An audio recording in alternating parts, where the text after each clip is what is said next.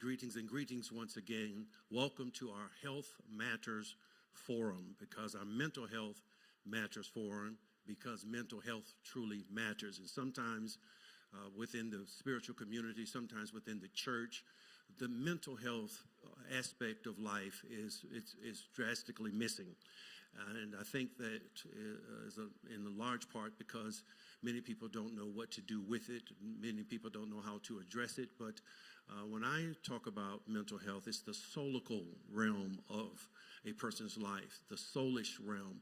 And that soulish part of you is your mind, will, emotions. It's where you think, calculate, reach conclusions, make decisions.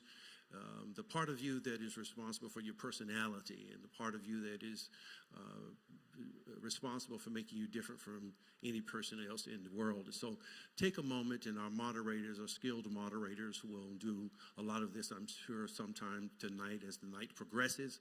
But allow me to say on behalf of Pastor Jay, thank you 1,000 times over. Thank you for joining us for our Mental Health Matters Forum. And we wanted to be on the cutting edge of addressing mental health as our culture has shifted, as our world is modulating itself and finding its comfort zone, rediscovering itself, and as it's caused people to shift in the respect of being able to find themselves again mentally and cerebrally. So thank you again for being with us tonight. I would like to offer our appreciation. If I seem a little lethargic, just look over me. I had to make an unexpected trip out of town early this morning, so 2:30 a.m. I was up. I haven't been back asleep. I had to rush back into town to do a committal service this afternoon, and here we are tonight and 2 services tomorrow. So you hope, pray for me. Allow me to say thank you to our team who is with us tonight. Thank you 1,000 times over for being with us. And I'll say the home team for the last part of this, but to our new friend, Latrice Daly, thank you for being with us. Counselor Daly, and thank you, Counselor Jock Austin. Thank you so much for being with us, sir. This is so important to the heart of God, I believe, and the heart of people. And I've said to our guests who are sharing the stage with us tonight, a lot of progress will be made in as much as this is an electronic or digital format. And so I invite you to come back and listen to this as many times as it takes for revelation to drop down in you regarding your mental health. And we don't want to skirt around it anymore. We don't want to call it something else. We want to address the issues as they become more prevalent. And so thank you to Counselor Shekinah Lee. I appreciate you, the home team, and thank you to the president of the Alabama Nurses Association, Dr. Lindsay Harris. Thank you for being with us, and thank you for all the things you do. Thank you, Lee Pruitt, who heads up our Zoe Life bookstore ministry, and all those persons who I'm sure have either been dragged into working with her or have willingly, or the combination of both, worked with her for her ingenuity. And thank you so much, Zoe Life. We appreciate you. And to the super team, Tell A Vision, media department, Elder Matthews and your team, thank you all so very, very much. And so as pastor, I want to make sure I've said everything that I purposed to say. 2 spiritual pieces, 3 John 2. The Apostle John writes to his friend Gaius in the ministry, and he says, Gaius, you've been sick often, and some of that is emotional. Your physical sickness has come from some emotional challenges. And he writes to him, Gaius, and he says, Beloved, I wish above all things, Gaius, it's a personal letter, that you would prosper and be in health. And how does it come, Apostle John? Even as your soul, mind, will, and emotions, your thinker, your feeler, and your chooser prosper. So many people are not experiencing full life prosperity only because their soul has not been addressed completely. Man is a tripartite, 3-part being. He is a spirit, he has a soul, and the soul and spirit tabernacle or live in a physical body. In 142, the 142nd number of the Psalms, and I'm finished, verse 7, the very last verse in that numbered psalm, it's David who writes, and he says to God, Bring my soul out of prison, and I will rejoice and praise your name. I'll get a new company of people around me, goes on to say. And we've discovered for many people that their souls, even though their spirits are saved, they are doing the best they can with their bodies, but they have a struggle because their soul is still imprisoned. And so tonight, it's our prayer in the name of the Lord Jesus Christ that many souls, even though spirits are saved, but many souls will be blessed. And so thank you, team, and I'm going to turn this over to our moderators, counselors, and thank you, Dr. Harris. You can take it from here, and Counselor Lee. God bless you. Love you all so much. Thank you for being with us. Thank you so much for that amazing introduction, Pastor. And again, we want to welcome you on behalf of Pastors George and Judith Matthews to Breathe, God Did, a mental health forum. And I also want to remind you of two things. Number one, make sure that you're paying attention to the bottom of our screen. In order to participate in our amazing giveaways, we have a diffuser. We have a gift card to Candle Wax, Candle Shop. I apologize. We have a gift card to a spa, and then we also have a juicer. So you don't want to miss out on these amazing giveaways. Go ahead and tap in, text the number at the bottom, and we'll be able to let you know who won shortly. And remember, I think the pastor said this, but remember to like, share, and subscribe. Yes. This is a very, very important topic that I think we all could learn from in our families, our communities here and as well as beyond. We will go ahead and get started as we are very excited to hear from our two very, very talented guests tonight. I will start by introducing our guest. I'll start by introducing Mr. Jock Austin. Jock Austin is a licensed professional counselor who is nationally certified. He is the executive director of Brother Let's Talk. He is the immediate past president of the Alabama Counseling Association, the past president of the Alabama Association of Specialists in Group Work, as well as he is a U.S. Army veteran. Thank you for your service. Jacques, will you just talk to us a little bit more about yourself? Well, thank you, Lindsay. I appreciate that introduction, and I appreciate you and the church, New Life family, allowing me to come here and speak with you all today. I've practiced in mental health for about 25 years now, currently in private practice, both in Birmingham and in Tuscaloosa, and graduate of UAB, father of two, married 24 years. And I truly appreciate the opportunity to come and speak about this very, very vital topic. Thank you so much. Thank you so much. And now we have the beautiful Latrice Daly. Latrice is a licensed professional counselor and internationally certified alcohol and drug counselor. She has over 10 years of experience in substance abuse, mental health, completed at UAB. Latrice has a unique base of experience in counseling children and adolescents and currently holds the position of Program Manager of UAB Beacon Recovery Adolescent and Family Services. Latrice Daly strives to bring an effective blend of experience, expertise, clarity, concern, and action to the counseling process in order to maximize successful outcomes, facilitate change, and nurture wholeness to individuals. Latrice, welcome. And can you just tell us a little bit more about yourself as well? Thank you, Lindsay, for that great introduction. I have a practice called To Encourage, where I seek to influence, impact, and inspire others to change. I have a dog named Blessing, and I really, really enjoy hiking. And thank you so much for having this vital conversation on mental health. Absolutely, and thank you all so much for being here. We want to also encourage everyone that's listening to please make sure that you are sending your questions in the chat. We are here for you. We're here for our community, and we are here to just educate. And we have two professionals here who are ready to answer questions. So please, we will answer all your questions. Like, share, and subscribe as well to share this information as well. So do we have any questions thus far? Actually, we do. So what we'll do is I'll just go ahead and start from the top. How does one know when it's the right time to seek professional help and not just talk with family, friends, or trusted others? Okay, I'll take that first question. It's always a good time to go to therapy. I like to think as therapy, exactly how Pastor Matthews just described it, is mental and emotional maintenance, and it's preventative. So it's just like how when you would take your car, right, every 3,000 miles to get checked. No one wants to be on the side of the road. I like going to get maintenance and finding out ahead of time if it's something wrong, right? So counseling is kind of that same way. It's mental and emotional maintenance. It's always a good time. Specifically, you may need counseling if you're having trouble regulating yourself emotionally, displacing your emotions, problems with sleep, or handling daily stress. But counseling is always the right time to go to counseling. You can never have too much counseling. And I'd like to add also, because you said, as opposed to talking to friends, family, or trusted others, sometimes those may be the people at the source of the issues that you're dealing with. You may not feel comfortable opening up with them.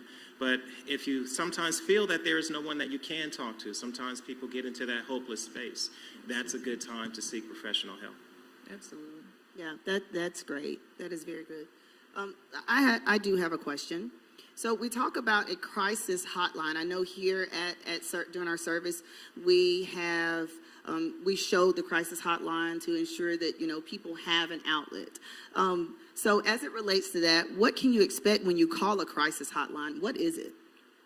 What is a crisis hotline, as well as that lifeline for someone, again, who may feel hopeless or in a state of crisis and don't know who else to call. And they can call that agency, and there is a licensed professional who will be able to kind of help diffuse the situation, give them the skills that are needed, one, to, again, diffuse that crisis situation. I guess you can sort of think of it sort of as triage. When a person goes into an ER and you want to get them to a state where they can then see a professional. Oftentimes, from that crisis hotline, a person may be referred to therapy.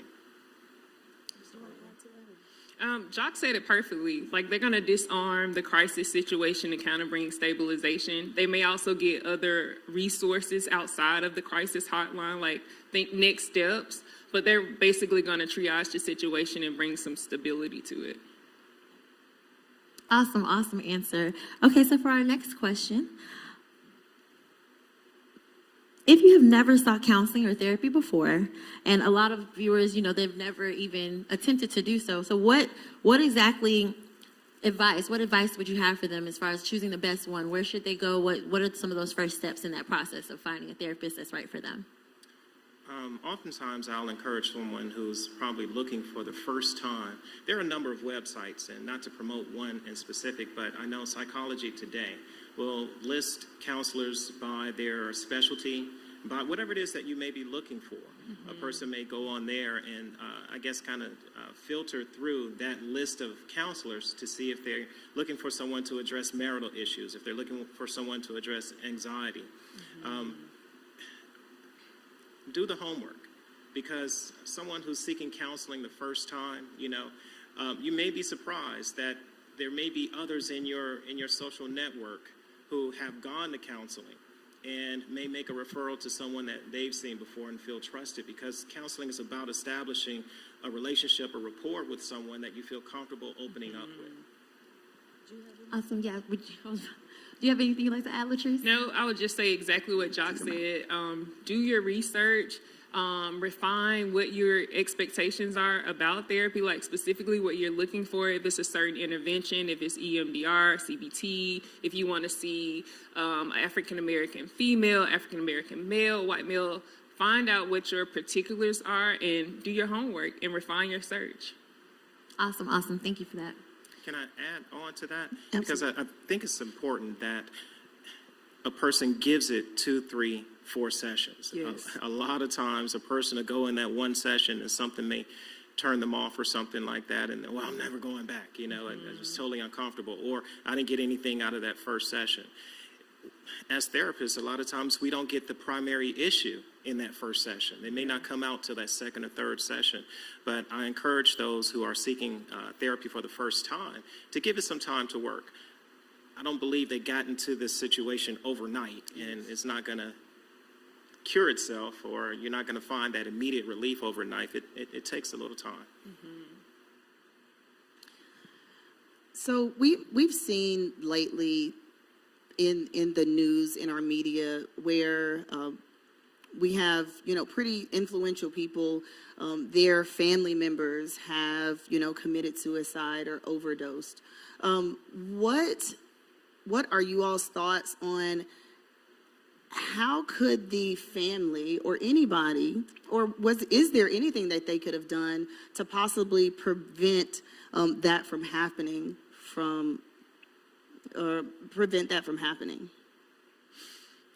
That's a loaded question. I know.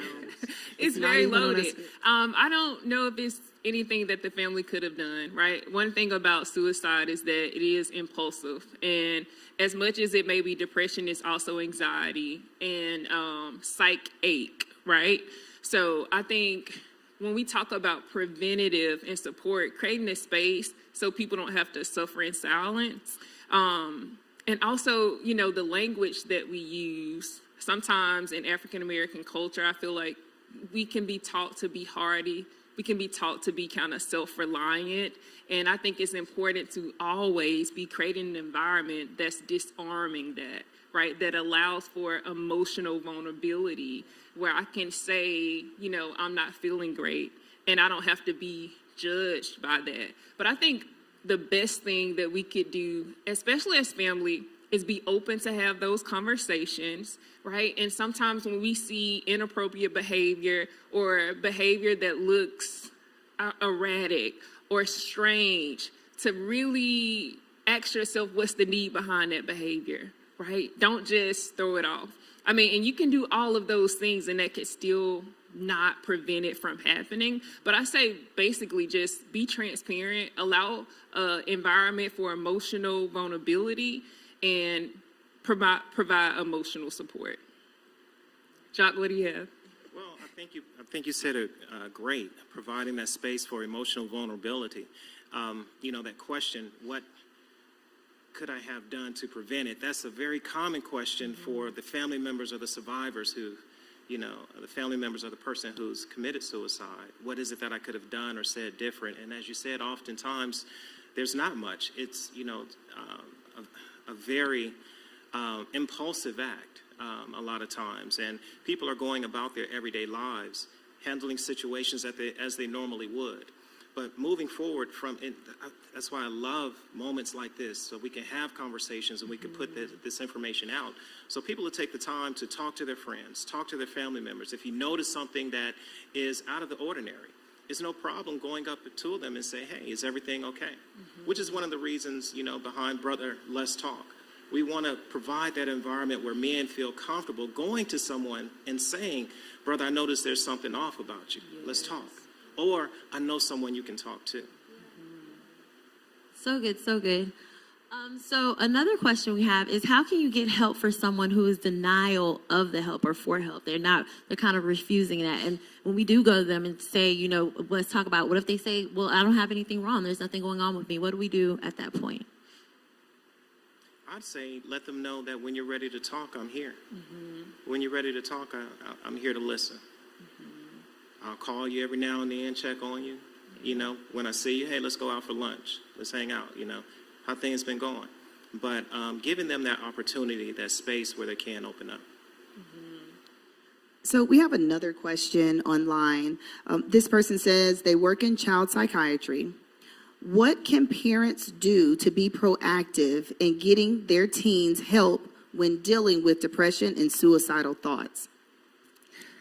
Okay, so I work with adolescents, and I would say the main thing that you can do is, again, keep the space open, keep the conversation open, and getting your child into counseling. Allow that child to be a part of choosing their counselor. Allow the child to be a part of the process, so they don't feel like, okay, I'm getting dropped off and shipped into something that I don't want to do.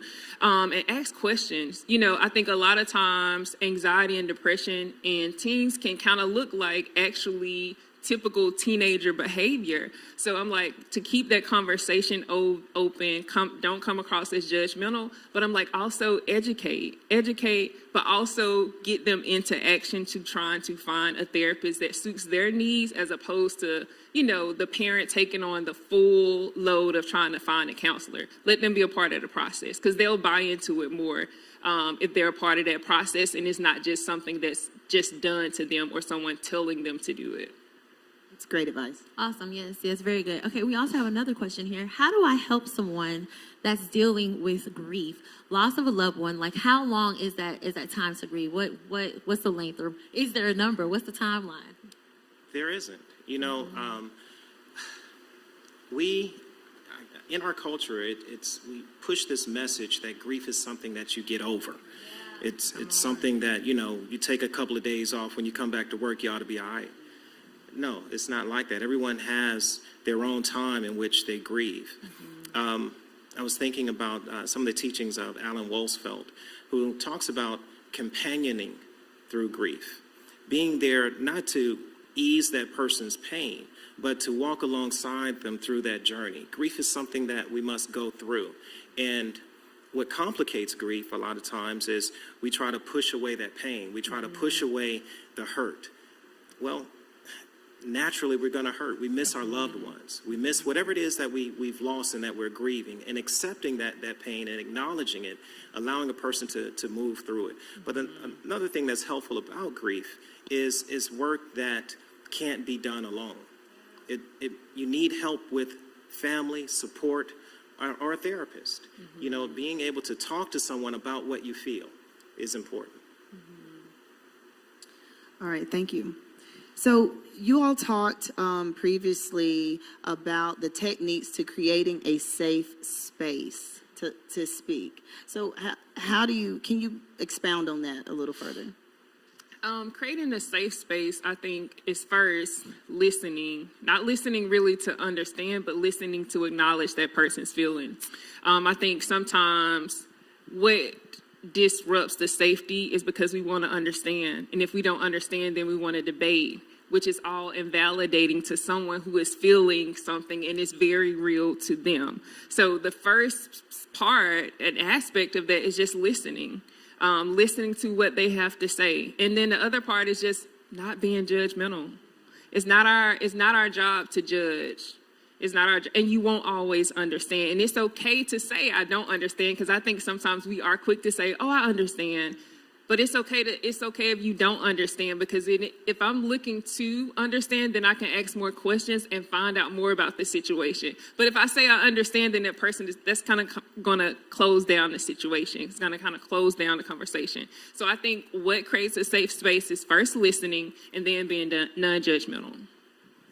Yeah, and I echo what Latrice is saying, creating that safe space and listening, not being judgmental. You know, I counsel a lot of couples, and that's one of the key things, that communication piece that's kind of out the window. It's like someone is waiting for the other one just to take that pause so I can say what's on my mind. You know, but it's important to listen.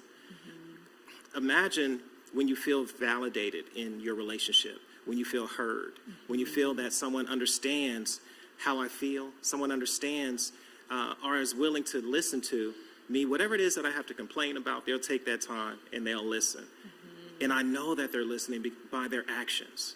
It's not, you know, oh, I'm sorry, I'll never do it again, and 2 days later it happens. You weren't listening, you know, but your actions will show that you are. Preach. So good. So good. This is amazing. I really hope everyone is soaking this all in, because this is great. Okay, so anyway, next question we have. As a believer of Christ, would it be better to seek counseling from a Christian counselor? What are your thoughts on that? Would it be better to receive? And again, counseling is about rapport. It's about developing a relationship with that counselor. If you feel comfortable in what that person provides, the technique, whether it's CBT or EMDR, whatever it is that they may be versed in. And if spirituality is important to your emotional wellness, I'd say, you may feel more comfortable with a counselor who is Christian. I'm going to just say that, you know, counseling is individualized. I agree with Jock.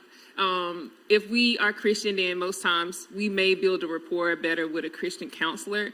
But I'm like, sometimes we already know those spiritual things to do, and we need more practical. So I would say, even if the counselor is not per se Christian, if it's important to you, a good counselor is going to incorporate that into it without having bias about what their beliefs are.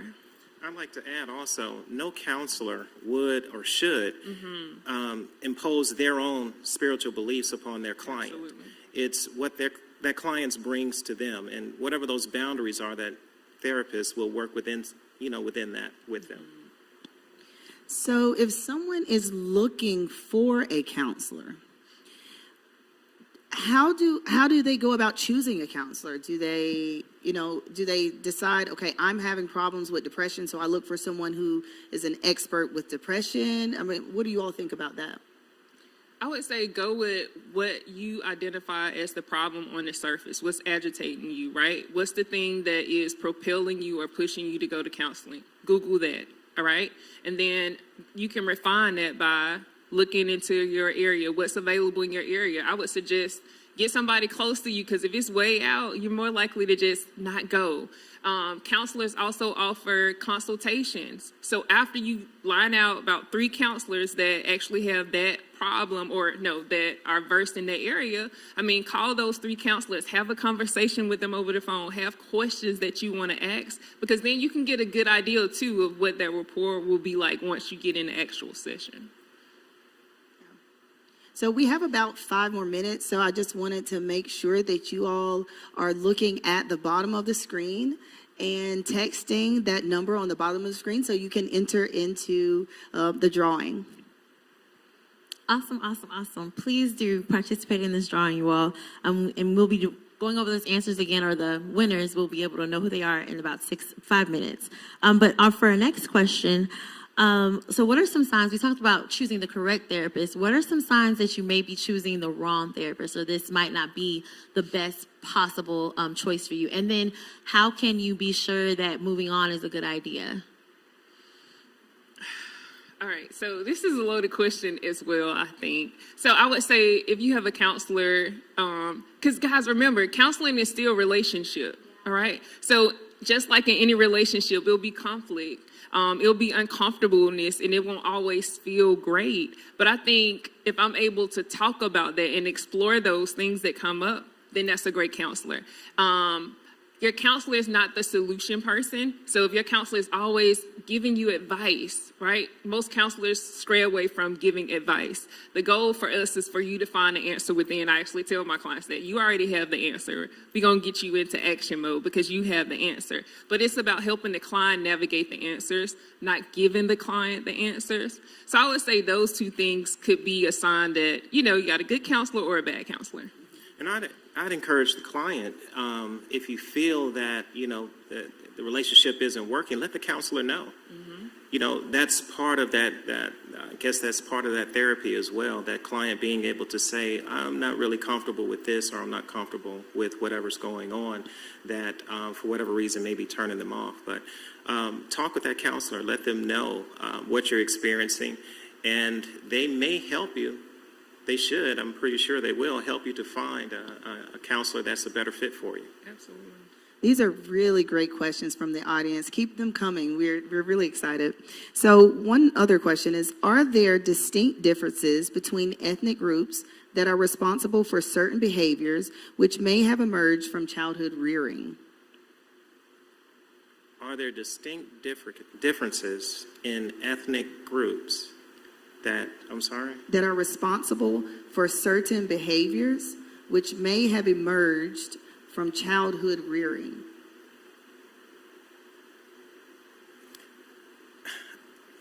I'm looking at that question. Well, I'd like to address that from a much broader perspective, because as human beings, childhood experiences affect all of us. I don't think it matters what ethnic group you're in. Now, there may be some things in certain cultures that one person will experience versus another, based on the cultural practices. But I believe as human beings, we all are affected by our experiences in our childhood. Awesome. So it is time for our drawing. So what we're going to do is go ahead and pull those names. I hope you guys put in your name and send what you need to send to the text. And so let's go ahead and see who our winners are. Okay, for our first prize, we have Miss Minnie Lee, and you are the winner of a diffuser. Yay! Yay! Okay. Congratulations to you. Let's do 2 more. Camilla Ogden, Miss Camilla Ogden, I believe that's how I pronounce it. You are the winner also of a diffuser. Congratulations to you, and we'll do one more drawing. Daryl Terry, you have won a juicer. Congratulations to you. Congratulations. And you guys continue to text that number. And again, we have one more set of giveaways. Thank you so much for participating with that. And with that being said, we'll go on to our next question. Is it good to have open-ended questions that would allow a loved one or someone you're concerned about to talk to you? And what would those look like? Could you possibly give them some examples when we're providing those safe spaces? What kind of questions should we be asking? I think, it doesn't have to, open-ended questions are good, right? But I would say starting with how something feels, or I would say, just not being so quick to fill the space and allow the dialogue to go on. Because I think if we have a quick response, then it kind of shuts down the conversation. But always being curious and asking more questions. I mean, really curious, like childlike curious, right? When we ask children questions, those childlike questions, getting them be curious about what's going on and continue to ask questions. And I feel like that will keep the dialogue open. Awesome, awesome. I say I'd also add avoid the blaming and, finger pointing and, you should have done this, or you think this, or you think that, sort of prediction. Comparison to. Yes. And that's going to shut a person down real quick. But being able to, again, that open-ended question, like you're saying, something that helps to increase the dialogue, allow a person to express how they feel. But I encourage people to take it a step further and what are the thoughts behind that feeling? Kind of exploring that. I feel angry and I'm going to react to this anger. Whoa, let's back up. What are the thoughts that are driving that anger? Because sometimes those thoughts may be very irrational, or they may not even be true. They may be something false. I often tell people that just because you think it doesn't make it true, and just because you feel it doesn't mean you have to respond to it. Very good. So are there specific traits which may be indicators of future dangers that should be monitored early on in relationships preventively? If so, can you name some of those, some of those telltale signs? In relationships? I would say displaced emotions and possibly the inability to regulate certain emotions appropriately. So like anger, or I think sometimes when you have trauma, people can experience heightened stress responses. So I think when those are really exaggerated or disproportionate to the situation, I think those are telltale signs. Lack of accountability as well in a relationship, where a person tends, again, to want to blame the other person for how they feel. You caused this, or you made me feel that. And that's one of those telltale signs. Also, I encourage people to look at the relationships that individual has with not just their own family, but their friends as well. Look at some of those relationships as well. And pay attention to those red flags. Sometimes they get in the relationships and those red flags are kind of shadowed, or it's like, well, since she did that, or because he did that, I'm going to overlook this, or I'm going to talk about it. Start a dialogue about those things that you aren't comfortable with. So this person may not even know that they exhibit this particular behavior. Yeah. But are they willing to change that behavior for the betterment of the relationship? And couples I often ask, there's a point in the relationship where a person should be able to answer, do I love you enough to change me? Am I willing to change the fact that you don't like me throwing my socks on the floor? You want me to pick them up and put them in the basket? Or you don't like how I react to not getting what I want, and so I need to temper my emotion. Do I love you enough to change me? Am I willing to change that behavior, the thoughts and the feelings behind that behavior, so it improves our relationship? Awesome. Okay, so we do have another question here. So when we're talking about, is it normal to treat physical illnesses like diabetes, high blood pressure, etc.? And then how do we normalize treating emotional illnesses when being vulnerable, transparent, and asking for help is viewed as a weakness because we are taught to be perfect, strong, and unfazed? I'd like to see it get to that point where it's normalized to seek mental health. And I think in some areas of the country, it's more prevalent to seek mental health services than it is in others.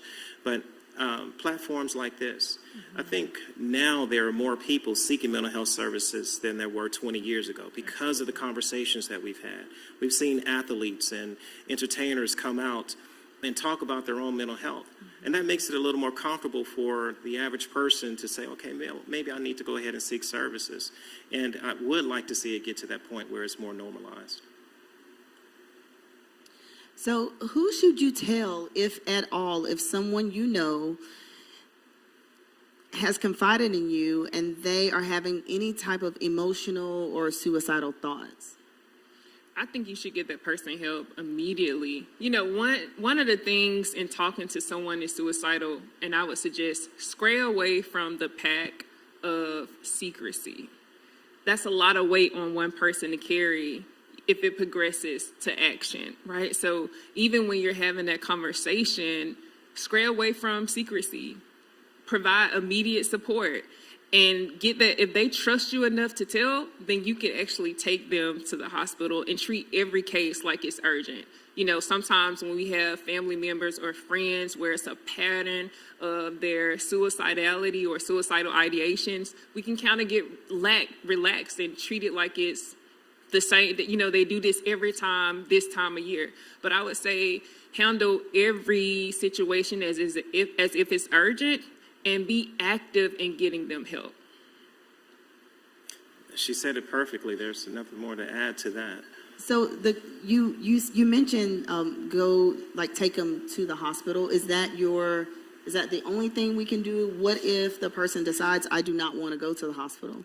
So I would keep them talking and keep them active. Get them, I would say this is the thing, right?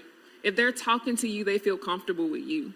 And when we're talking about prevention, the only person that can assess that is a doctor, is a psychologist. And I would say you're going to feel so much better just knowing that you went to every extreme, right? That you ran the whole play in getting them what they need, even if it doesn't progress to that point, right? But if you can't, just keep them talking, right? Keep them, as you build that rapport, get them to take an inch, right? May not be to the doctor today. What about if we do tomorrow? Let's go ahead and look at places that you possibly could go or someone you can possibly talk to, right? But I'm like, just keep the conversation going any way that you can get them active help. Maybe they don't want to go, but I'm like, call 911, right? Have them talk to someone else that they value, that they are more likely to listen to until they get the help that they need. Don't just leave them alone. Awesome. Okay, so a question that we have next is, can either or both of you describe exactly what healthy mental clarity is? Just thinking about the whole conversation we're having tonight, what should people be striving for? How do they know when they're where they need to be? Well, I'll say when, you feel comfortable handling life stressors. The smallest thing doesn't cause you anxiety. And even when you feel anxiety, you don't become stressed or worried that you're anxious about it. You recognize what you feel, but you know you have the skills necessary to cope with the issue. Understanding that a lot of things occur throughout life, things that we weren't expecting, but you feel that confidence that you're able to address it. If not you yourself, you know who you can go to, and you have that social network, that support that can assist you through some of the situations that you may be dealing with. Awesome. So what is the definition of depression and what are signs of depression? Signs of depression. A lot of times people get depression and sadness kind of confused or mixed up. Depression is a clinical term. There are a number of issues that go along with depression. It's beyond the emotional. It's physical as well. Where a person, remember a client complaining about a family member who would just tell them, just get out of the bed, just get up and go. And it's like, I can't, because every thought is telling them, there's no hope. There's no sense in going on.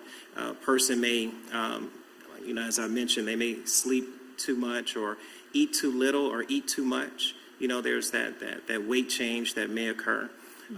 There's also uncontrollable crying that may occur sometimes. A person may not even know why, but they just got into this crying spell. But it's gone on for a certain period of time. It wasn't just one incident and you felt really down that day, but 2 days later you were good. That's not depression. It has gone on for a significant period of time. And a person would need a professional to assess that. That's awesome. And then we also wanted to just run back around to the clarity question real quick, just to get your viewpoint. The viewers asked, what exactly does mental clarity look like to you, Latrice? Okay. Mental clarity looks like exactly kind of what Jock described. Like every day we deal with stress. every day we encounter stress. I don't know, when you jump out the bed and you stump your toe, that's stress, right? When you're at the light and it's red and you're like, oh my God, I need for this light to be green, that's stress.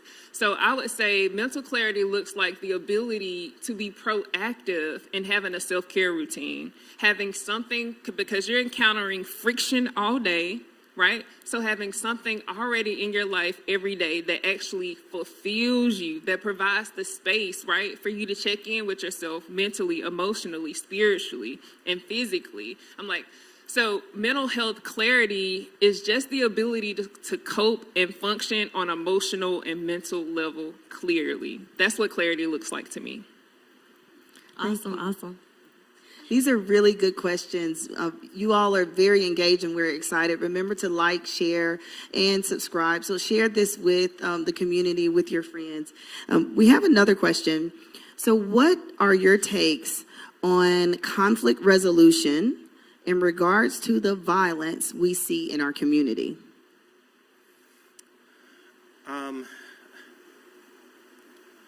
There has to be dialogue between,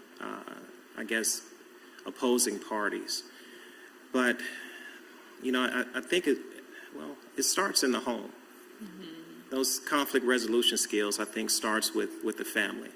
And, there are those families who, everybody talks loud and everybody's yelling and screaming at each other. And, and you feel that, nothing is done unless I'm yelling. Nothing is done or no one hears me unless I'm cursing. And then that goes out into the community, and a lot of times a person may feel there may be a number of mental health issues that may have gone on unaddressed that may cause a person to carry this anger or resentment for someone, and lack of coping skills will take a person to using drugs and alcohol or committing acts of violence, not being able to appropriately express some of those emotions. Conflict resolution kind of teaches, one, how to manage your own emotions, but then how to effectively communicate what you feel to that other person. So I think it would be important if everyone had a class on conflict resolution to address, even if you feel you don't need it. But I think it's important to learn different ways of communicating and different ways of coping with situations where you feel that a conflict may occur.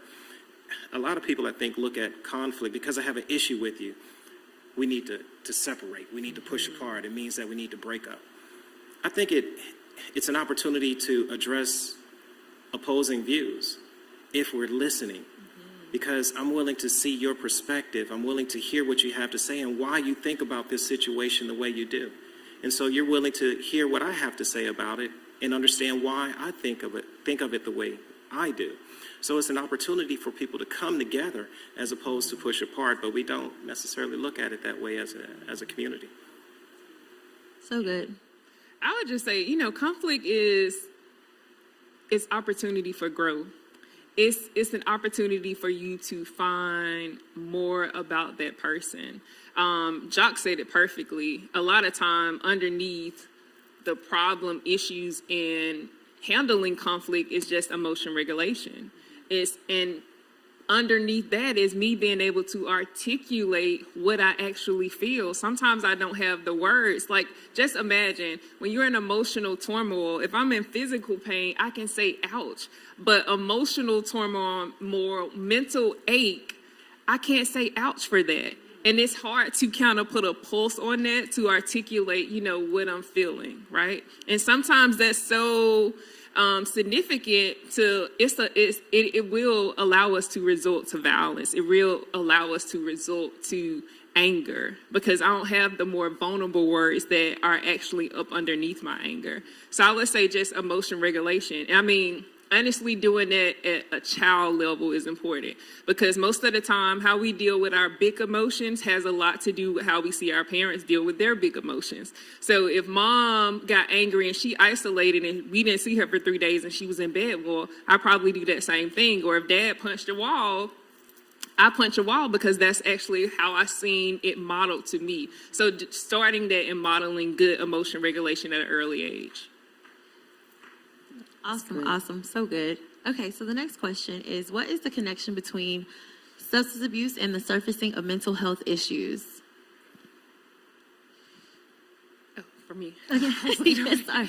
I would say, so the connection a lot of times is that what I find in my line of work is that a lot of times substance abuse is coming from literally unresolved trauma, right? But also sometimes unidentified and undiagnosed mental health problems. So the client may be self-medicating with the substance use to actually alleviate and their mental health issues and also escape or not deal with their trauma. Coping skills, and a person has learned to cope with the issue by, like you said, self-medicating, but not understanding that they're creating an even worse problem, building that tolerance and developing this habit.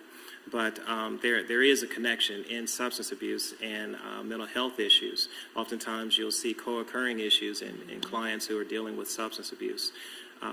But oftentimes my approach was not necessarily the substance, but let's look at the issues that drove you to use. Let's go back a little bit about, what was going on when you first picked up that drink, or when you first took that smoke. What are some of the issues? What was the pain behind it? And let's address that. Now, you all keep using the term trauma. Some people may think of trauma as something like dramatic. Can you give us some definitions of trauma? I would say trauma is just, and it doesn't have to be dramatic, because then it's up to the person to identify for them what's traumatic. We can be in this room right now, we all experience something, and two of us can think of it as a traumatic experience, and the other two walk away and it's like perfectly fine. I didn't experience that. But trauma to me is what is significant to the person, and after that event, typically the person sees and interact and views life differently. Their responses to life are differently after that. So good. Well, actually, it is time for another giveaway. I hope you guys have been sending in to the text at the bottom of the screen.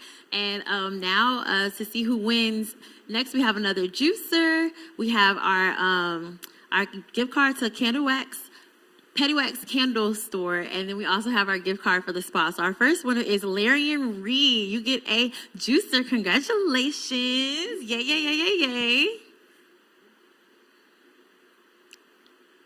And then we have Sandra Netta Harris. Okay, great. You get that gift card to Petty Wax Candle Shop. Congratulations. Last one, we're going to give away one more. And this is for the big one. This is for our spa. This is the one we've all been waiting for. I'm so excited for you. Wait, let me enter my name first. Right. Okay, Michaela Key. Michaela Key, congratulations. You got the spot. And thank you all so much for participating. And keep sending in those questions, you guys. Keep sending them in. So the next question we have is, what is your take on the correlation between mental health and physical health? When there's something going on with you physically, how does that take a toll on your mental health? When something's going on physically, how does it take control on your mental health? I'm sorry, I'm just thinking about my own physical issues. And then I'll be like, oh man, I got to deal with this. I'm getting old, y'all.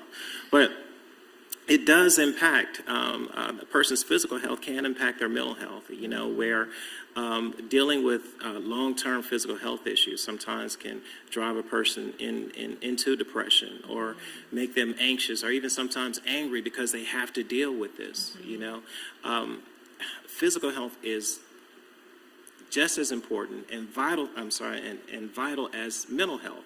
Or should I say mental health is just as vital as a person's physical health. We'll go out, we'll exercise, and we'll try to eat healthy and lose weight or gain weight, whatever it is a person may need to do, and just try to get ourselves in a good physical appearance because, that's what we see, and that's what sort of everyone else is seeing, and so we try to put ourselves in a good shape. But are we doing the same for our mental health?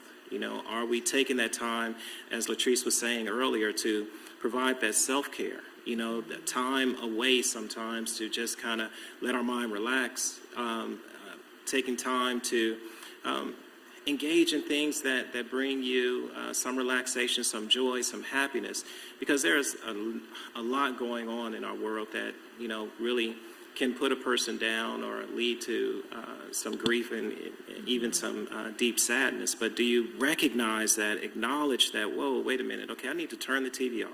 I need to put the phone down. I need to engage in something that's mentally stimulating. I need to maybe call a friend and that I hadn't checked on just to hear their voice, or, do something that is enjoyable for you.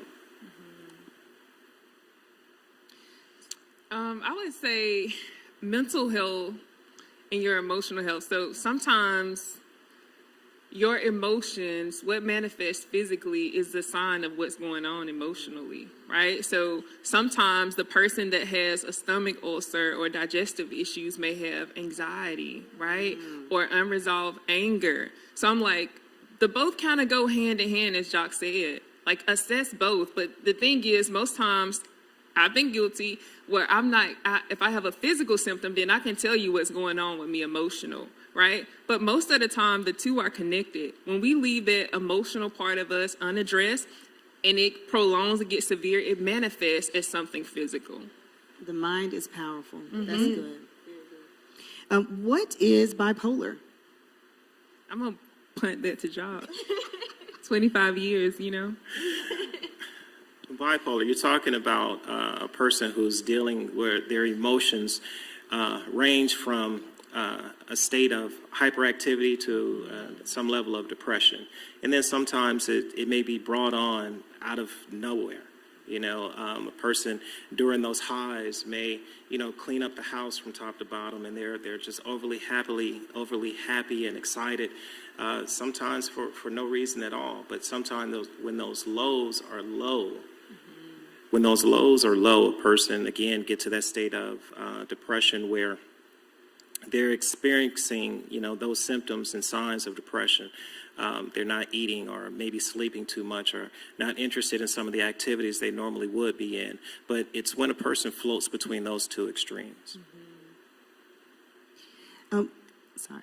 How can you resolve anxiety? So anxiety is normal. We all experience anxiety. I had some anxiety before I started today. So it's anxiety, that pushes us to perform, but it's also anxiety that can sometimes be debilitating, right? And so we all deal with anxiety to a certain extent, but also the thought behind your anxiety could exacerbate the severity of that anxiety. And certain situational triggers or environmental triggers can also exacerbate to the extent to where you're unable to cope and manage your anxiety. But anxiety is actually normal. We all deal with anxiety, but I will say that certain illnesses, certain situational and environmental triggers can exacerbate it and make it debilitating. I'd also like to add, how do you resolve it? By first acknowledging it, okay, I'm feeling anxious. And again, that level of self-awareness where I know what's going on with me. And like you Latrice said today, you knew that you were anxious coming in.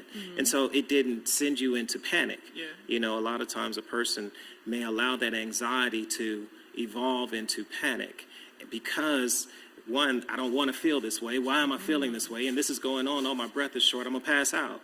No, take a breath, calm down, breathe, and acknowledge that, yes, this is what I'm feeling. And sometimes it makes just kind of talking to yourself, but knowing some of the coping techniques that a person may use. I use a lot of mindfulness techniques in my practice and teach clients that in that moment when you realize that anxiety, there are some breathing techniques that you can do. There are some other activities that you can do in that moment to allow you to just calm down and not feed into some of those scary, irrational thoughts that may be popping into your head. Yes, be in the moment. That's a trick, right? So most times anxiety is future focus. It's us being ahead of the moment, right? It's me playing out, okay, how many questions they're going to ask? What's the time? It's me planning out in my head how I'm going to respond, right? But most of the time, the peace is in the present. So when you find yourself in your head instead of living in the moment, as Jacques said, and practicing mindfulness, then that's a way to just disarm that anxiety really, really quick.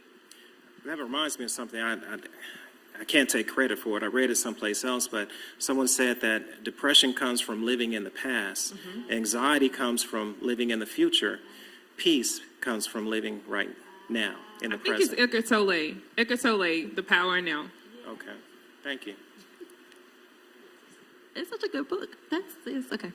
Okay, so our next question is, you were talking about depression earlier, and we also talked about anxiety. Could you help people understand kind of what is the difference between the two?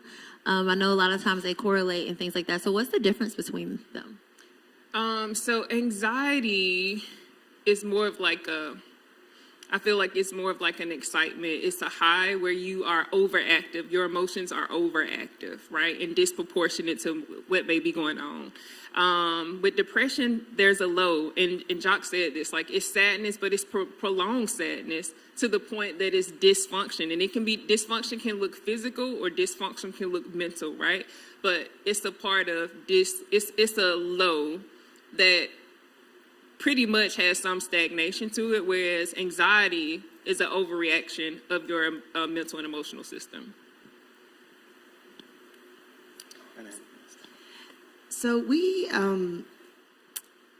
there has been several, let me see how I want to ask this question. Let's talk about men. Since COVID, I can say that mental health actually in communities of color and in general has gotten better because it's driven a lot of people to that space. But what I know your focus is men within your Brother Let's Talk, but how do you, if you could say anything to men on this platform, what would you say about, dispelling the myths of, it's not manly to talk to a counselor, or I don't want to tell anyone my business. What would you say to men on this? Over the past few years, I've seen an increase in men, black men, coming into therapy, more so than, 5-10 years ago. Brother Let's Talk started out on that platform of trying to bring awareness to men of color to seek mental health counseling and to work on emotional wellness. But there's a lot of stigma that existed. And a lot of times that starts, again, in childhood, where a male child is taught, you can't cry. Or if you're hurt, you bet not come in here whining and talking about it. You suck it up. You dry it off, rub some dirt on it. You're going to be all right, And so it's like the message is, oh, I can't express this pain. But it's okay to express anger. It's okay to express that violent tendency. And, I'd like to say to men that it's not okay. A lot of times we try to believe that being strong means holding in that emotion and not talking about it. But what's happening is you're doing more damage to yourself and ultimately more damage to your family because you don't have that ability, haven't learned that ability to open up and freely express how you feel. There may be some shame or guilt in that vulnerability, and there shouldn't be. Hopefully we're moving beyond that, where a person is getting to where black men are getting to a level where they're comfortable coming into counseling. They're comfortable in talking with their spouse or their girlfriend or significant other about what they're going through, what they're experiencing. But the person who's listening is not telling them you're weak for talking about this. You're weak for experiencing that. We're all human beings. We all deal with emotions. We all learn coping skills, some healthy, some not so healthy. But are you able to recognize those that aren't healthy and work to improve them? Very good. So in our last few minutes here, do you guys have any closing remarks or anything that you would like to make sure that people know from this conversation? One of the biggest advice you would give them about their mental health and taking care of themselves and being responsible with that? I would just say, Lindsay probably noticed, but a couple of years ago, we made pain like the 5th vital sign. And I just want you to know that you can make your mental and emotional health the 5th vital sign. And it's okay to get help. It's the most courageous thing you can do is ask for help. Strong is a muscle, but I'm telling you that the most vulnerable thing, the most powerful thing you can do is be vulnerable. Just like when you go to get help for a physical thing, at some part of the healing process, exposure has to happen. It's the same way with our emotions. Your emotions want to be felt. They want to be acknowledged. They want you to put your finger on it. They want to be felt. You can't do anything to emotion except for feel it. Anything else will allow that emotion to bully you and really consume you. So just get help. It's the most courageous thing you can do. You know, one thing that has come out over the past couple of years is people recognizing their need to address their mental health. And as I said, I see here within the past 2 years more people coming into therapy than ever before. And just like to encourage that you do that. You may have a friend or a family member that you recognize may need help. Reach out to them. You know, sometimes it takes someone just calling and checking on them, letting them know, I love you, I think about you, and I'm here to listen when you're ready to talk. Thank you all so much. And on behalf of Pastor George and Judith Matthews, we want to thank you so much for attending. Our listening audience, you all were great. The questions were amazing. Our speakers, thank you so much. We really appreciate everything. And thank you all again for attending Breathe, God Did, Mental Health Matters.